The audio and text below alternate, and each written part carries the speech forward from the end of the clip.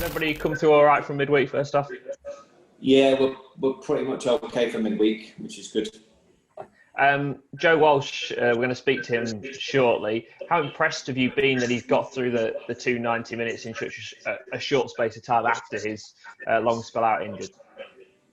Yeah, obviously very impressed. I mean, obviously he's an experienced player, so he knows how to look after himself, whether that's during the games or in between the games. But not just the fact that he's been able to do that and recover.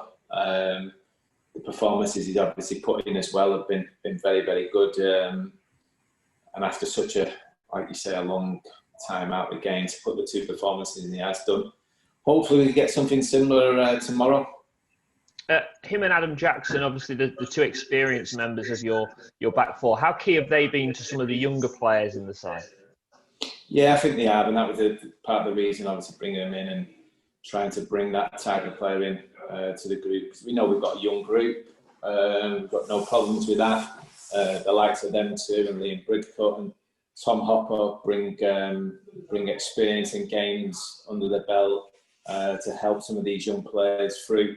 We've had little sticky periods throughout games. We've had challenges within the games where we've gone behind, and you need a little bit of experience to pull you through that and come again. And so far, they've been able to do it. Ipswich have not changed too much from last year. Only a couple of new signings. Has that surprised you? The lack of changes there? Not really, to a degree, because obviously, you look at the squad and they've still got well over 30 players to choose from. So it's a very strong squad. It's a squad that they probably expected to go up last year. Who knows, with COVID they may have done that.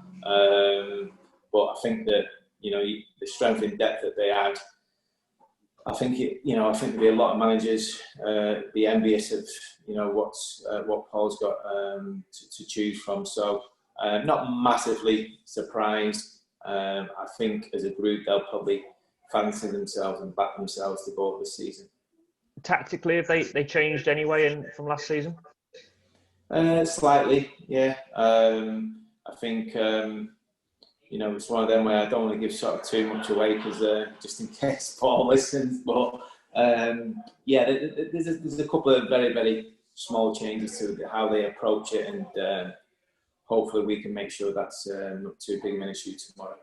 And it's a key couple of weeks, isn't it, with the amount of games coming up?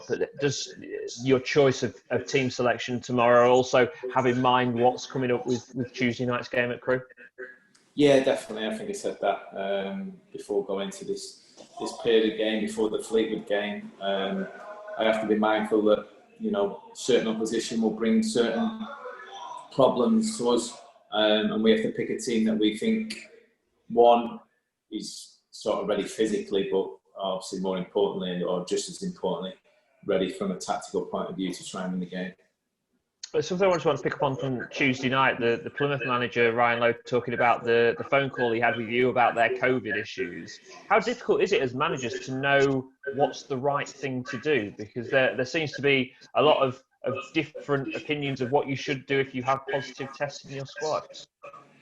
Yeah, I mean, it was an easy one from my point of view in the end, really, because obviously, as soon as Ryan mentioned that they spoke to the EFL doctor, who's insisted that the two players leave and isolate. It's not really for me to sort of get involved, really. At the end of the day, if that type of information is coming from the EFL, it's not a decision between both clubs. The EFL have made a decision, and I'm not going to put myself in that position to try and change people's minds, and I wouldn't from a safety point of view from our own players.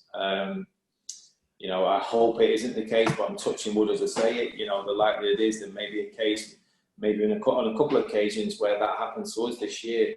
It's very likely, but I think obviously Ryan, his players, his staff, they dealt with it really, really well. And ultimately they felt they had the strength in depth to continue and play the game, and I'm sure that'll be the same with us.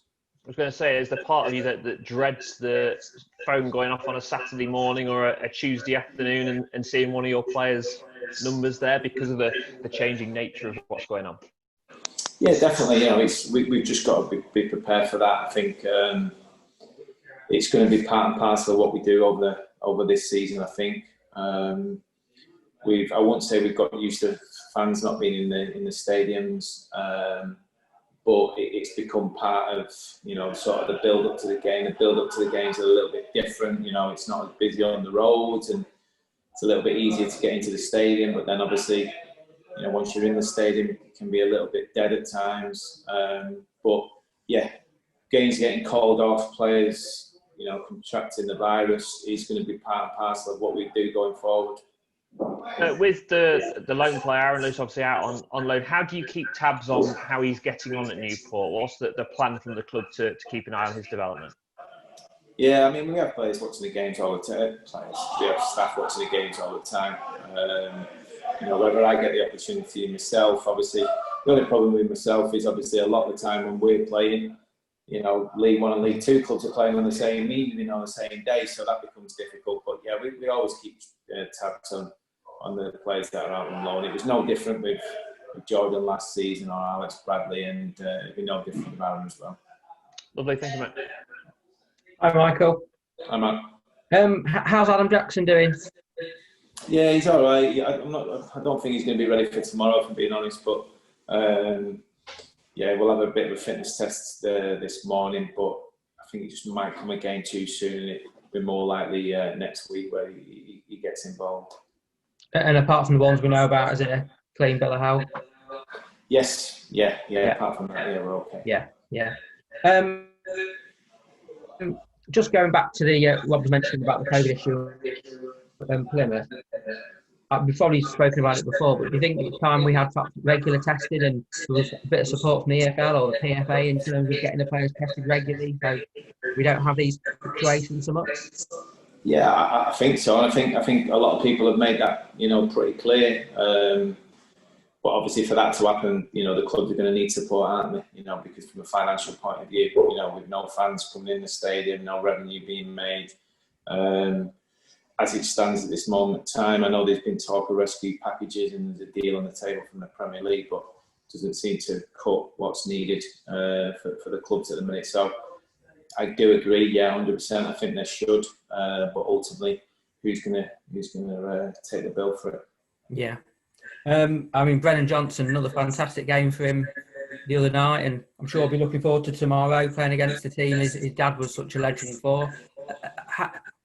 I mean, just sum up the impact he's had so far. Has he surprised you in any way? No, he's not surprised me. No. Obviously, I've known Brennan for a while. I've known his dad, David. We were in the same Man United year at United, and we come through and. So I've known his dad for probably around 30 years or so. I was actually at his mum and dad's wedding. I was at David and Alison's wedding as well. So that's how long me and David go back. So yeah, I've been aware of Brennan for a long, long time, and I knew the talent, and I knew that he would, give us something a little bit different. And yeah, hopefully, the signs in the first 2 or 3 games. Are signs that we're going to get used to and we'll get used to seeing over the coming weeks and months. And he's won you 3 penalties already, and it's just difficult for defences to contain in the box, isn't he, with his pace? Yeah, he is, and he could have actually got us a couple more. To be fair, I think the first one on Tuesday night was probably more of a penalty than the actual one we got given. So he's very direct. He likes to get in at people, and like I say, he's someone who, if he's not scoring goals, he's definitely going to give us something different and hopefully try and give us something by assisting goals. I saw he got a message on social media from David Beckham after the game the other night. I guess obviously Becks will know his dad well from the time at Man U. Absolutely, yeah. I mean, obviously the likes of Becks, Dave Garner, obviously Becks' his best mate, and David Johnson, his dad. They're quite close. I remember from my time at United, those 3 used to socialise together quite a bit as well. So yeah, I'm sure the likes of Becks and the Johnson family are pretty close. Brilliant. Thanks a lot, Michael. You guys have had quite a strong start to the season, only 2 points off the top. Is there a different feel around the club this year? Do you have higher expectations at this point?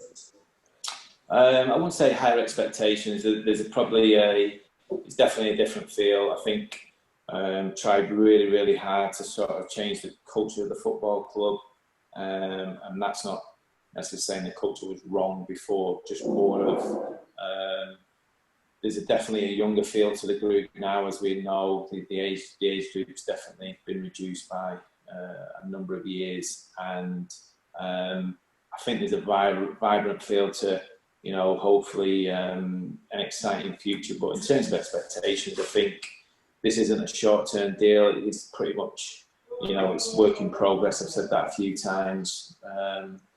You know, and if we can continue in the same vein after, you know, 20 odd games as we have done after the first 7 games, then obviously expectations will rise. But at this moment in time, we have a target that we'll sort of stick to, and if we surpass that target, you know, and we're in around it with 10, 15 games to go, then I'll be, and then brilliant, good luck.